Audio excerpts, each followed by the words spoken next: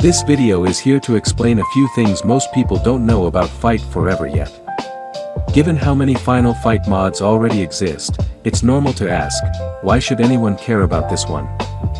Fight Forever actually began as a little side project while I was deep into my previous fan game, Ultimate Double Dragon, or UDD, as most people call it. That game has been in the works for around 16 years, possibly more, and eventually, I reached a point where I had a real development burnout.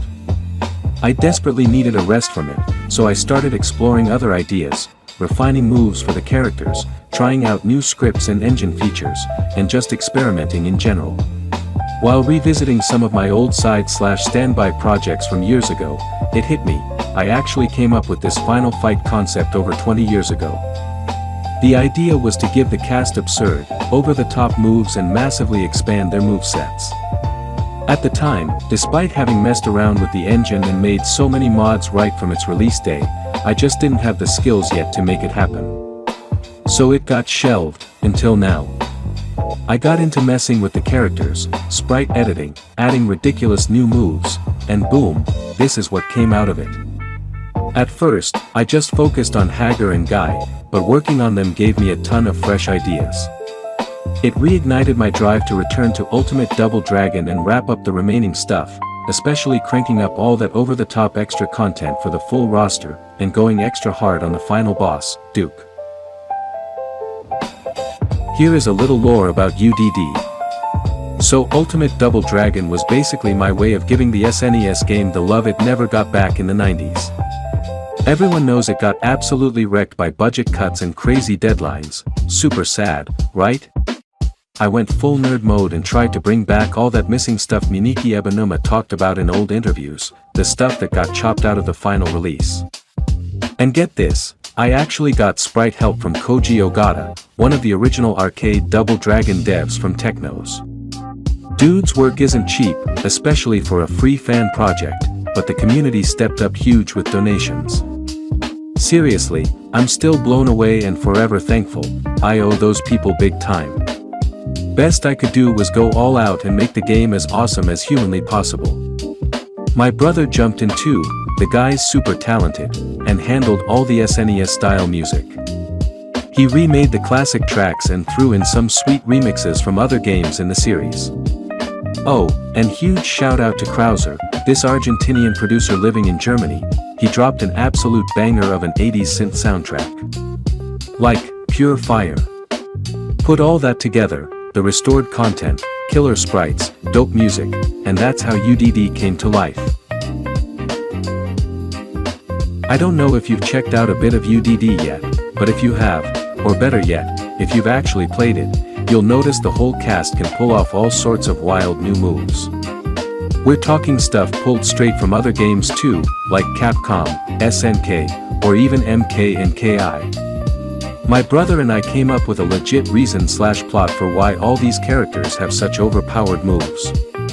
Long story short, Duke snagged the Double Dragon 3 Rosetta Stones to unlock a multiverse of games, then straight up stole martial arts knowledge, special techniques, magic, weapons, transformations, you name it. In the end, the dragons took him down, but that mess he caused is now known as Duke's Ultimate Incident. It leaked goodies from all those universes back into their own worlds. Kinda wild, right?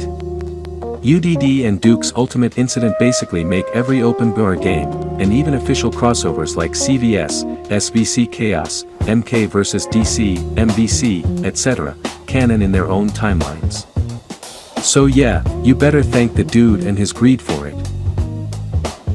Alright, after dropping that ridiculous excuse to cram whatever the heck I wanted into the game, let me tell you about FFP now, what it is and what you can expect. With all that out of the way, FFP is a slick-looking 2D brawler with punchy, impactful combat and fresh mechanics. It's got this killer mix of all the characters we've adored forever, and more. It straight up aims to be the best beat-em-up of all time, the definitive one, anytime you boot it up. Infinite ways to play thanks to the massive content, super simple modes, and a crazy plethora of moves for every character. And hey, if you're a purist for the franchise, you can totally stick to the classic attack, jump, and Mega Crush buttons and pretend it's the OG game. Always remember, it is you hitting the buttons. But then again, why limit yourself? How about mastering every single character at some point? Plus, the original games ain't going anywhere, they'll always be there when you want them. Fight Forever is gonna be split into seasons, and yeah, there'll be 3 of them total. It pulls from all 3 classic Final Fight games as the base, OBS, and each one's repped in its own season. Season 1 devs wrapping up soon, hopefully in the next months, so it'll drop with the FF1 mode and Fight Forever mode. FF1 mode stays super loyal to the OG arcade game, as close as possible, but with that enhanced vibe, smoother gameplay, fresh details in the stages, tweaked enemies here and there. It's even tuned to match the original runtime, or at least under an hour. So yeah, you could smash it in one sitting if you've got the time and the skills. FF1 mode's got a few extra stages tucked away, accessible via hidden paths, or maybe not that hidden. You'll have a blast messing with all the alternate routes. Fight Forever mode. As far as I know, this hasn't been done in brawlers before, or at least not to this extent. Can't spill the beans yet, you know that I hate idea content thieves, but chill, it's not a boss rush or survival mode. Trust, you're gonna love it. When Season 2 drops, it'll pack Final Fight 1, a fresh Final Fight 2 mode, amped up just like FF1, a way richer Fight Forever mode, all Season 1 characters, and a ton more. At the start of each season, you'll only get the original Final Fight crew unlocked. Gotta grind the rest by beating the game a few times, but no sweat, they drop in tier groups, so you won't be at it forever to nab them all. Picture this, smash Final Fight 1 mode in Season 1 for the first time and boom, unlocks the Sonic Blastman trio. Then Season 2 drops, you beat it once, and you score that trio plus a fat batch of new characters. No grinding marathons per season, I'll keep it as chill as possible, but real talk, I'm building this so you'll be playing it like mad. About the character selection, yeah, maybe some people won't vibe with or even recognize a bunch of the chosen characters, but I'm mostly pulling them from SNES era games. That way, the graphic style doesn't clash too much. If I find an SNES character who can borrow moves from someone who's absent for obvious reasons, I'm trying to snag at least their signature special moves to give them that identity. For example, I can't have Third Strike Ibuki in the game, but I gave Final Fight 2 Maki most of her moves. Plot-wise? Blame it all on Duke, remember that, and thank him. I can already see the comments, why pick the tough enough characters, or the Sonic Blastman team, etc., instead of more modern or super well-known ones. Well, besides keeping that consistent SNES sprite style, I really wanted to do them justice, to the forgotten ones. Most of these characters are super interesting concept-wise, and back then, they were basically the alternatives we had besides Final Fight, Street Fighter, and Streets of Rage.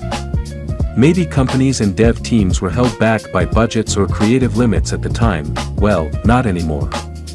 Same goes for a lot of these characters, new sprites have been floating around for years now, but they never got the move list upgrades or playability I think they deserve.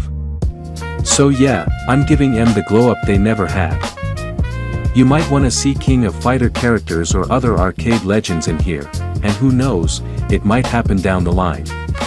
But real talk, more content means more custom sprites/animations, which also means more commissions to keep the SNES vibe consistent. Donations make that possible. They're super important, literally one of the top ways to support the project. Sprite commissions and life bills add up quick, and this is all a passion hobby. Good news. It'll stay free forever for everybody.